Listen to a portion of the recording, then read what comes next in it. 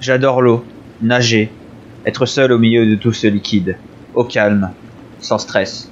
Je passe quasiment 2 heures chaque jour dans ma piscine. Je vais aussi à la piscine du coin pour faire des longueurs et de l'apnée. J'habite dans une petite ville, vous voyez. Comprenez que c'est pas très grand, mais j'ai mes habitudes là-bas. Ma femme, je l'ai rencontrée là-bas aussi. Elle nage moins que moi, surtout depuis la naissance de notre fils.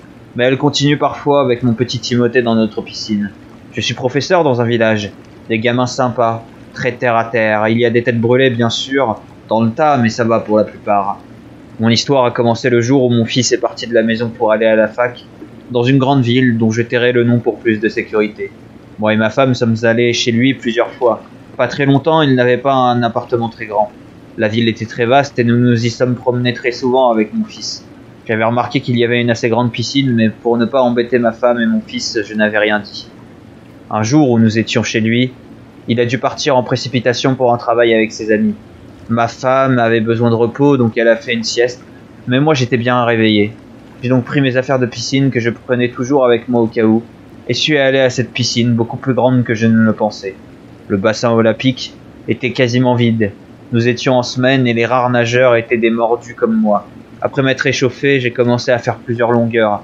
Après ça, j'ai commencé des exercices d'apnée de 10 à 30 secondes. D'habitude, je n'en fais pas dans les piscines municipales, mais après avoir papoté avec le maître nageur, il m'a indiqué qu'il ne trouvait rien à redire contre ça, voyant que j'étais un vrai nageur et pas un gamin débile. Un autre nageur a commencé à travailler avec moi.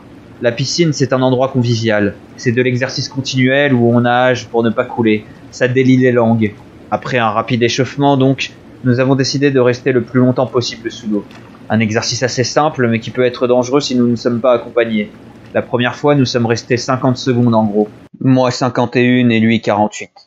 Il n'avait pas d'entraînement que j'avais. La deuxième fois, nous sommes restés 55 secondes tous les deux.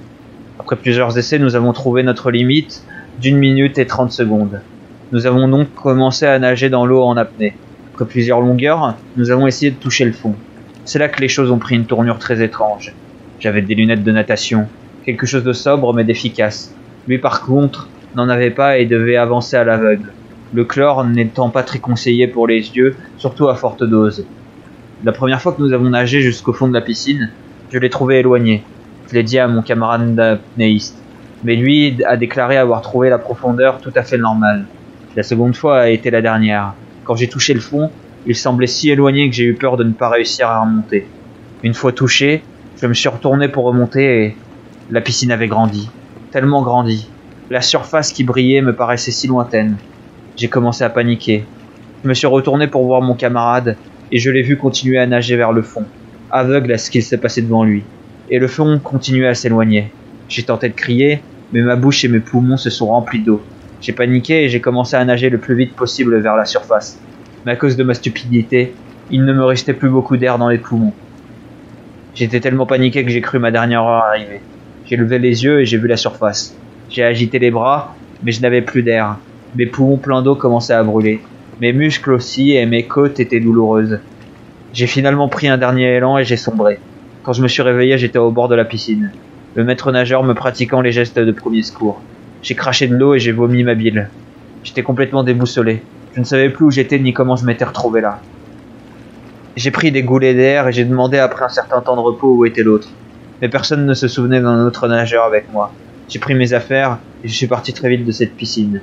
Depuis, je ne fais plus de piscine. J'ai toujours peur que le fond s'agrandisse.